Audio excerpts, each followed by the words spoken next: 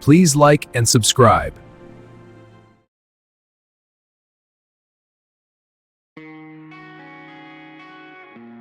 There once lived a man named Joseph Merrick.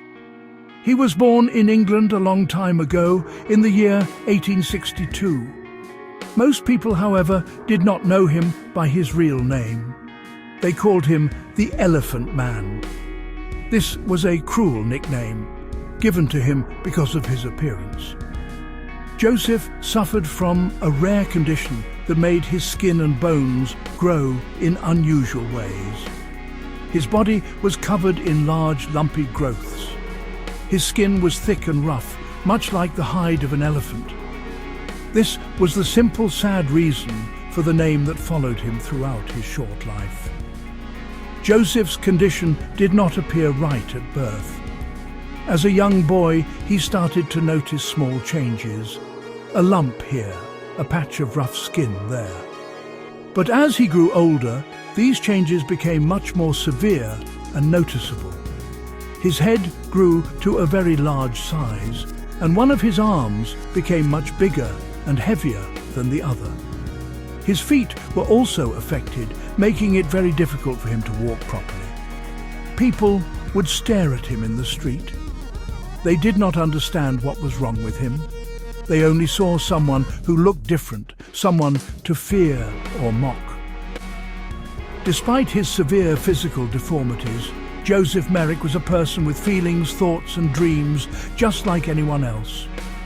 Inside the body that caused so much fear and curiosity was a gentle and intelligent soul. He longed for friendship and acceptance. He wanted to be seen for who he was on the inside, not for the way he looked on the outside. The name Elephant Man was a heavy burden to carry. It reduced him to a single shocking feature, hiding the complex and sensitive human being who was trapped within a body that betrayed him. The mystery of his condition puzzled doctors for many years. During his lifetime, no one could accurately diagnose what caused his body to change so drastically. It was only long after his death, with advances in medical science, that experts could offer a more precise explanation. They now believe he had a very severe case of Proteus syndrome, a rare genetic disorder. This modern understanding helps us see Joseph not as a monster or a curiosity, but as a man who endured an incredibly difficult medical condition with quiet dignity. Joseph Merrick's childhood was not a happy one. He was born in the town of Leicester, and for the first few years of his life he was like any other child. But soon the signs of his condition began to show. His mother, Mary Jane, loved him dearly. She was his protector and his only source of comfort. She would tell him stories and hold him close, trying to shield him from the harsh realities of the world. Her love was a small island of peace in a sea of trouble.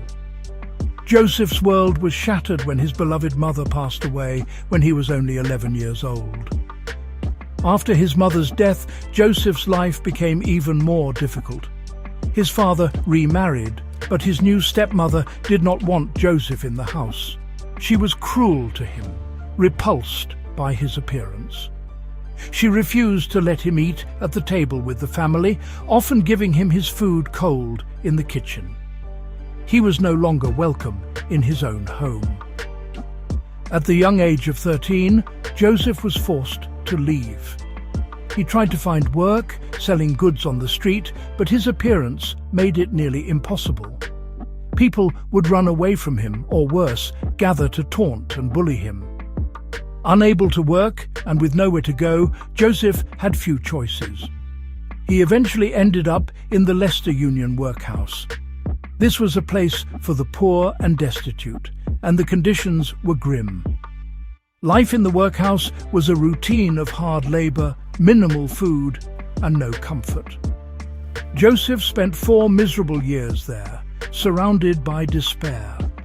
He felt trapped and utterly alone. The workhouse was a prison for his body and his spirit. He knew he could not spend the rest of his life in such a place. He had to find a way out, no matter how desperate. Desperate for a different life, Joseph made a difficult decision.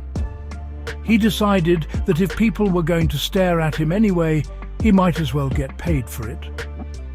He contacted a man who ran a show, a freak show, where people with unusual appearances were put on display.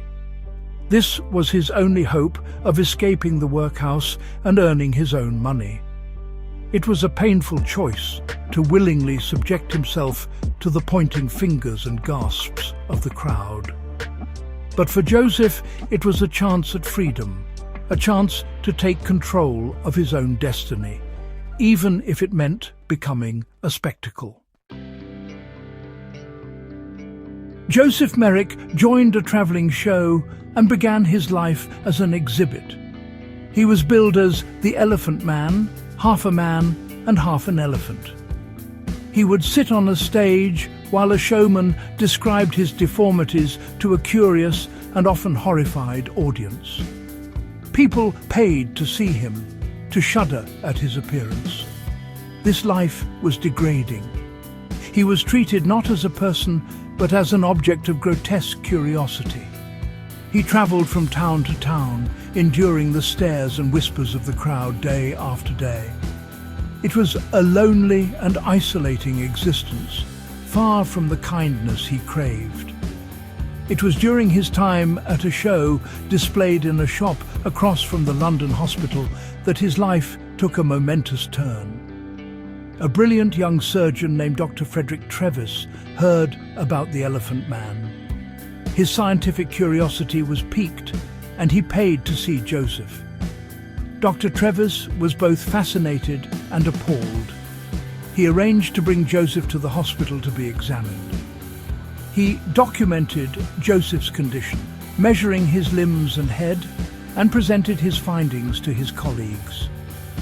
For a brief time, Joseph was a subject of medical study before he returned to the showman. Soon after, these kinds of freak shows were outlawed in London. Joseph's showman decided to take him on a tour of Europe. This journey turned into a disaster. In Belgium, his new manager robbed him of his life savings and abandoned him.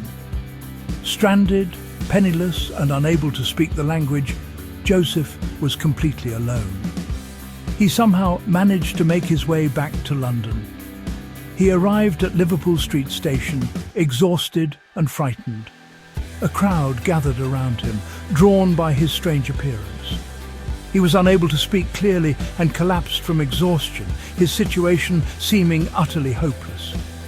Fortunately, Joseph had kept Dr. Treves's business card. The police found it in his pocket and contacted the surgeon. Dr. Treves immediately came to the station and brought Joseph back to the London hospital. He could not be admitted as a regular patient because his condition was incurable. However, the chairman of the hospital, Francis Carr Gomm, wrote a letter to the public, published in the Times newspaper. He told Joseph's story and asked for donations to provide him with a permanent home. The public responded with overwhelming generosity, and enough money was raised to allow Joseph to live at the hospital for the rest of his life. At the London hospital, Joseph Merrick found something he had never known: a safe and stable home. He was given a set of private rooms where he could live without fear of being stared at or ridiculed. For the first time, he was treated with dignity and respect by the hospital staff. Dr. Treves visited him every day. Initially, their interactions were quiet. Joseph was shy and had difficulty speaking due to his facial deformities. Dr. Treves was patient, slowly working to understand the man behind the Elephant Man persona. He soon discovered that Joseph was not only intelligent, but also had a very sensitive and kind nature. As Joseph grew more comfortable, his true personality began to shine. Dr. Treves learned that Joseph loved to read. He spent hours with books, exploring worlds of romance and adventure.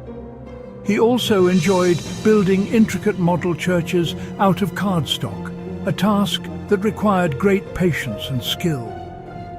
These activities revealed a creative and thoughtful mind. Dr. Treves started to see Joseph not as a medical case, but as a friend. He began to introduce Joseph to his own friends, including people from London's high society. A famous actress, Madge Kendall, was particularly kind, sending him books and even visiting him. These visits were transformative for Joseph. He began to communicate with more people, gaining confidence and experiencing the simple joy of conversation. He was invited to the theatre, which he loved, though he had to attend in private to avoid causing a stir.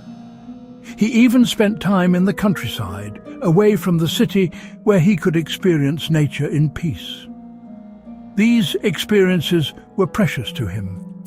They were moments of normalcy in a life that had been anything but normal. His friendship with Dr. Treves was the cornerstone of this new life, a bond built on trust and mutual respect. Joseph Merrick's story teaches us a powerful lesson about kindness and acceptance. He lived in a world that judged him solely on his appearance, a world that was often cruel and unthinking. Yet, through the compassion of Dr. Treves and others, he was finally seen as the human being he was. His life reminds us to look beyond the surface and to treat everyone with the empathy they deserve. Joseph's body was deformed, but his spirit was beautiful. His dream was simple, to be loved and accepted. His story is an enduring testament to the importance of looking at the heart, not the face.